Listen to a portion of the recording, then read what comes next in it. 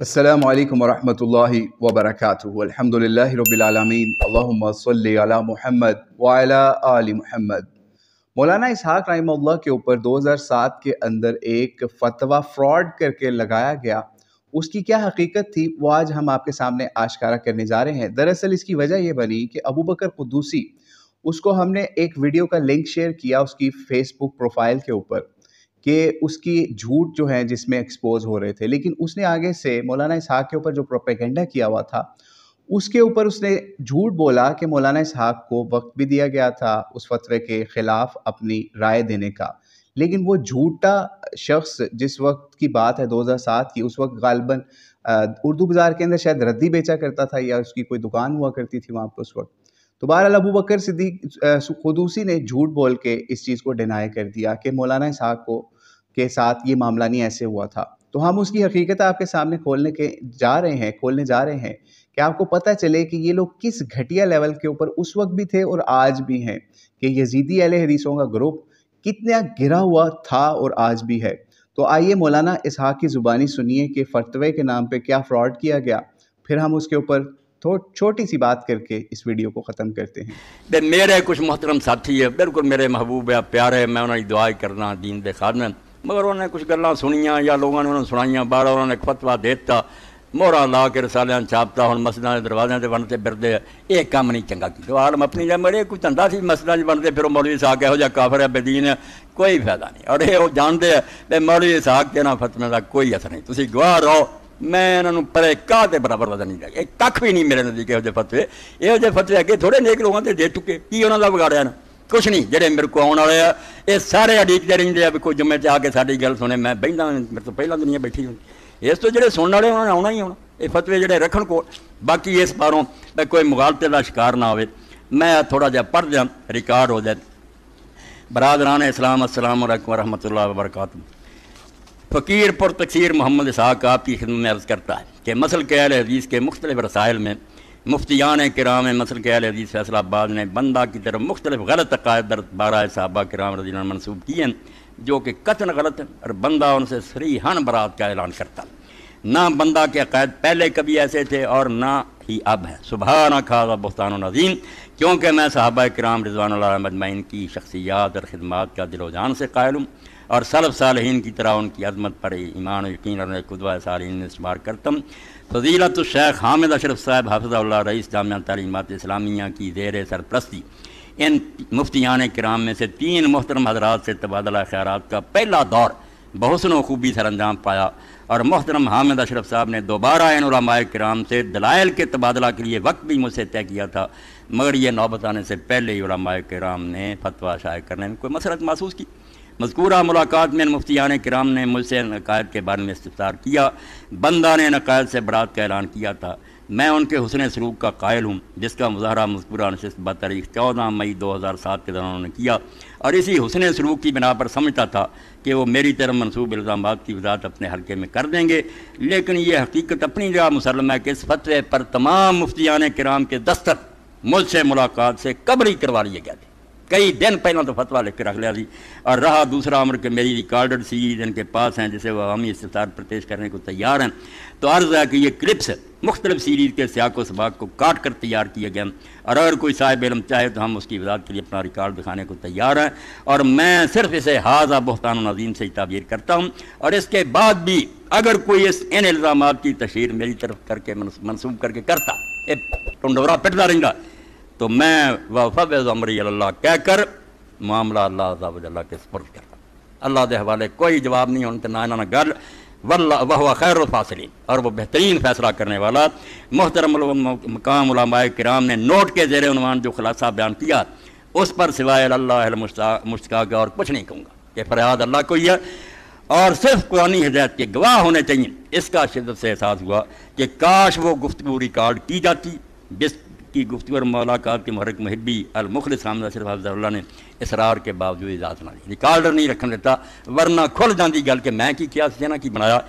جھوٹ بولنے کا موقع مل گیا، یا وہاں کچھ معتبر غیر جانبدار ثالثی حکام ہوتے تو فتویٰ کی صحیح حقیقت سامنے آ جاتی۔ انا للہ و انا الیہ راجعون۔ آخر میں اس بات کی وضاحت لازم سمجھتا ہوں کہ صحابہ کرام رضی اللہ عنہم سے دلی یقین اور محبت رکھتا ہوں، اور ان کا احترام ہمارے ایمان و یقین کا حصہ ہے۔ واللہ علی ما نقول وکیل، اے سارا مجمع گواہ ہو جائے۔ بس اس تو بعد معاملہ اللہ دے سپرد ہے، جنہیں جو کرنا کردا پہ، جو کمائی کرنا چاہتا نا۔ سید مودودی رحمۃ اللہ علیہ اتنا ہی الجھ دے رہے، انہوں نے آخیا بھائی میں تھوڑی جی وضاحت کرتی ہے، گاں تھوڑا کام ہی ہے بھی دھندے چھڈ کے ساڈے ہی دوڑے رہے، جاؤ اللہ دے سپرد فتوی دے پھرو، میں کوئی نوٹس نہیں ہے۔ آخر دعوانا الحمدللہ رب العالمین۔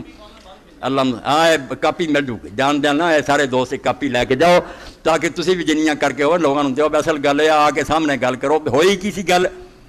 کوئی گل انہوں نے ایک لفظ نہیں لکھا بھی اتنے ہوا کی، اپنے کوئی کر کے بنا لی، میں معذرت کی جو بنائے رائی برابر یہاں کوئی گل نہیں کریے، ریکارڈر رکھن نہیں دیتا، ورنہ سارا پتہ لگ جاتا بھی گل کی ہوندی، چاہے علماء کرام کی کرتے۔ اللہ انہوں نے بھی بخشے تو مینوں بخشیا، پھر اللہ لنا ولکم۔ برا برا نہیں کہنا، میرے تندہ کوئی نہیں، بیر کوئی دین نہیں دستا، نہ دا کوئی فائدہ۔ اللہم صلی علی سیدنا محمد النبی الامی وازواج امہات المومنین وذریتہ واہل بیتہ کما صلی تعالی جی، تو علی مولانا ابراہیم اسحاق انکا کی آپ نے حمید بات مجید۔ سن لی کہ یہ فتویٰ اتنا فراڈ سے بھرا ہوا تھا کہ مولانا اسحاق نے پہلے تو ان عبارتوں سے ہر چیز سے برات کا اعلان کیا کہ میرا ایسا کوئی عقیدہ نہیں ہے، اور صحابہ کے معاملے میں بھی اور دیگر معاملات کے بارے میں بھی، اور انہوں نے وعدہ کیا کہ آپ سے ملاقات ہوگی۔ آن کیمرہ مولانا نے کہا کہ میں بات کروں گا، لیکن ریکارڈر یا ویڈیو ریکارڈنگ کسی قسم کی اجازت نہیں دی گئی، اور یہ رپلائی مولانا اسحاق نے کراس فتوے کے طور پہ یعنی رسپانس کے طور پہ جس طریقے سے انہوں نے تقسیم کرایا مساجد کے اندر، اسی طریقے سے مولانا اسحاق نے بھی اس کا رپلائی کر دیا۔ یعنی یہ لوگ اس گھٹیا لیول کے اوپر تھے اس وقت، ارشاد الحق عصری صاحب بھی، اس کے علاوہ حافظ مسعود عالم بھی، حافظ شریف، یہ لوگ بھی، کیونکہ اس چیز کو لیڈ کر رہے تھے یا یہ ان یزیدیوں کا اعلیٰ کار بنے ہوئے تھے۔ بہرحال یہ لوگ اس میں پیش تھے۔ تو ہوا یہ کہ فتوے کے جواب میں جب مولا ایک بندہ اوپنلی کہہ رہا ہے کہ میرا ان عبارتوں سے، میرا ان چیزوں سے کوئی تعلق نہیں ہے، میں تو اس طریقے سے یہ میرے معاملات ہیں، لیکن یہ لوگ جو مولوی کلچر ہے یہ اس گھٹیا لیول کے اوپر فائز ہے، خاص طور پہ یزیدی اہل حدیث، کہ آپ ان کے سامنے کہو گے نا میں مسلمان ہوں، میں کلمہ گو ہوں، یہ آپ کی بات نہیں مانیں گے،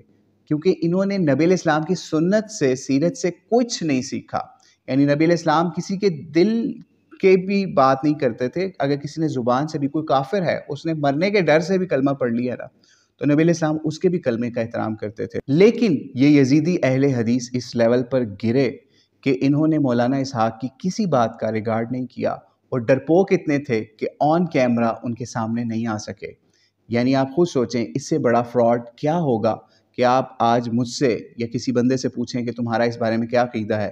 وہ اس سے برات کا اعلان کر دے اور کہے کہ بھائی آن کیمرہ یا ریکارڈ پہ یہ بات کر لیتے ہیں، میرا اس طرح کا کوئی عقیدہ نہیں ہے جو آپ میرے پہ فتویٰ لگانے کی تیاری کر رہے ہیں، لیکن پھر بھی وہ میرے پہ فتویٰ لگا دیں، تو اس سے بڑا کوئی فراڈ ہوگا۔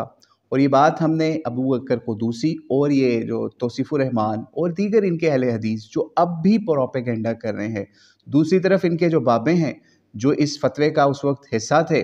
اگر وہ مرنے سے پہلے اس کے اوپر اعلانیہ توبہ کر کے نہیں مرتے جو انہوں نے فراڈ کیا تھا مولانا اسحاق کے ساتھ،